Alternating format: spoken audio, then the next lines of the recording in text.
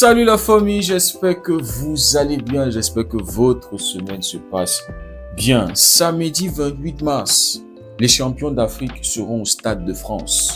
Oui les gars, match amical prévu entre le Sénégal et le Pérou.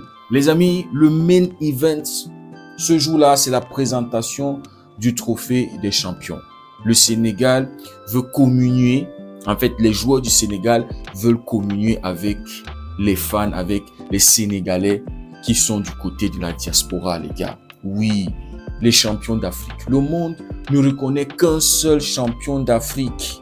C'est le Sénégal, c'est pas le Maroc. Donc les gars, 28 mars, présentation du trophée. Le programme est sorti à 14h, ouverture des portes du Stade de France. À 15h, pré-cérémonie avec le show des artistes invités. 15h45, présentation du trophée.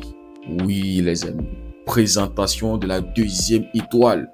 Une deuxième étoile qui avait été remportée sur le terrain. Et puis à 16h, fin de cérémonie. 17h, coup d'envoi du match Sénégal-Pérou. Les gars, je ne sais pas si vous aviez vu cette vidéo. Kalidou Koulibaly, le capitaine de la sélection sénégalaise, qui avait offert un cadeau à chacun des joueurs du Sénégal et aussi aux membres du staff pour célébrer la deuxième étoile. Les champions qu'ils sont, les gars. Magnifique geste de la part du capitaine, les gars. Moi, j'aimerais demander aux Marocains comment est-ce que vous allez effacer ces images. On avait tous vu les Sénégalais se filmer avec cette coupe-là. On avait tous vu le président de la CAF prendre la coupe, aller leur remettre ça. On avait tous vu les Sénégalais le soulever aux yeux du monde entier. On avait tous vécu la parade au Sénégal. On avait tous vu la cérémonie du président sénégalais avec les champions d'Afrique. Comment est-ce que vous comptez effacer ces images? Regardez même cette vidéo. Après le match Everton-Chelsea, il y a quelqu'un qui est venu montrer une vidéo à Ganagé des supporters d'Everton qui avaient fait une pancarte en hommage, en honneur à leur champion d'Afrique. On sait que Ndiaye est là-bas et Ganagé. Non, mais comment est-ce que vous comptez effacer ces images dans la tête de tous ceux qui avaient suivi cette CAN-là? Comment? Le monde ne reconnaît qu'un seul champion d'Afrique. Maintenant, les gars, on sait que hier, le Sénégal a amené l'affaire auprès du TAS.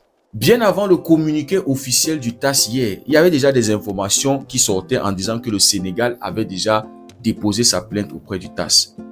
Il y a des médias marocains qui étaient en train de dire que c'est fake.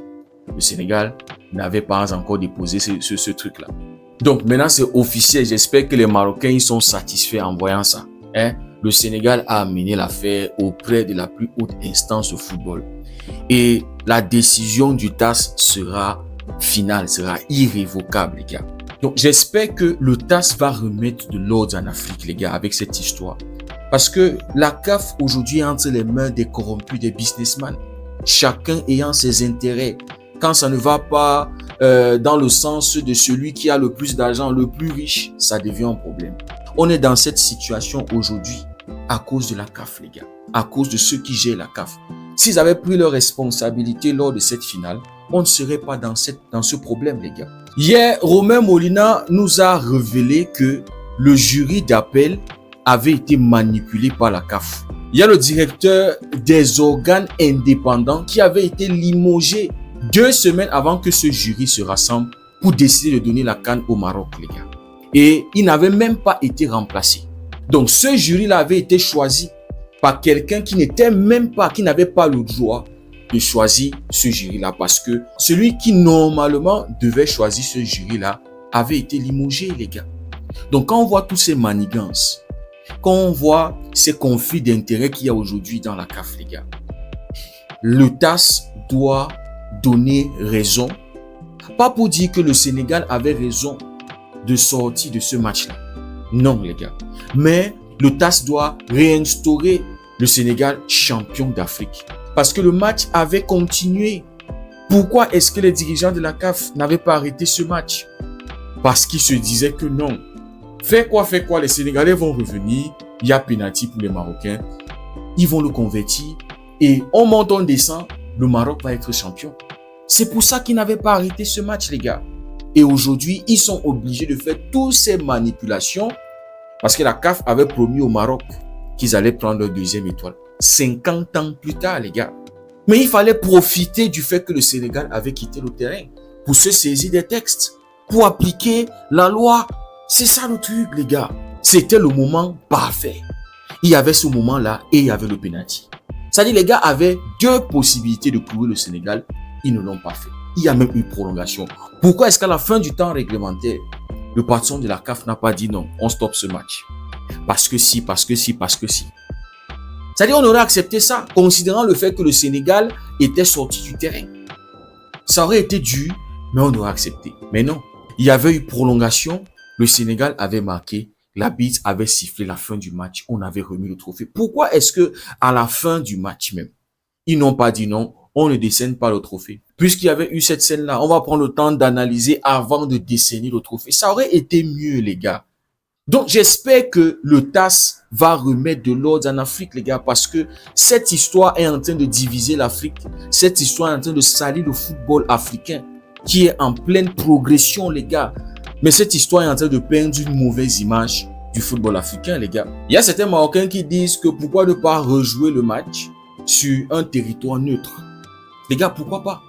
Mais le truc, c'est que l'autre match était allé jusqu'en son terme. La CAN au Maroc, finalement, est devenue la CAN de la honte.